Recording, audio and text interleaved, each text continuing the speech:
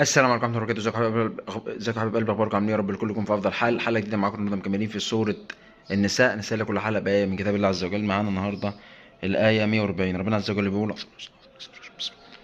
وقد نزل عليكم في الكتاب أن إذا سمعتم آيات الله يكفر بها ويستهزأ بها فلا تقعدوا معهم حتى يخوضوا في حديث غيره إنكم إذا مثلهم إن الله جامع المنافقين والكافرين في جهنم جميعا الذين يتربصون بكم فإن كان لكم فتح من الله قالوا ألم نكن معكم وإن كان للكافرين نصيب قالوا ألم نستحوذ عليكم ونمنعكم من المؤمنين فالله يحكم بينكم يوم القيامة ولن يجعل الله للكافرين على المؤمنين سبيلا. صدق الله العظيم. ندخل في الآية، ندخل في حلقة النهاردة. محتار يا دكتور أعمل تقويم، هل التقويم مهم او هل التقويم هياخد وقت او كده؟ هقول لك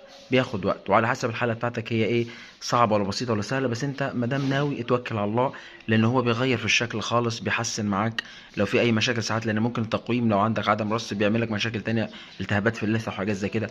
فاذا انت عقدت النيه على انك تعمله، اعمله حتى لو كان غالي، حتى لو كان بياخد وقت. على كل الاحوال انت المستفيد، وكل ما تكون انت في سن اصغر تعالج المشكله احسن ما انت في ناس بتبدا انها تعمل تقويم وهي معديه ال 20 سنه. اشوفكم الحلقه الجايه، والسلام عليكم ورحمه الله وبركاته.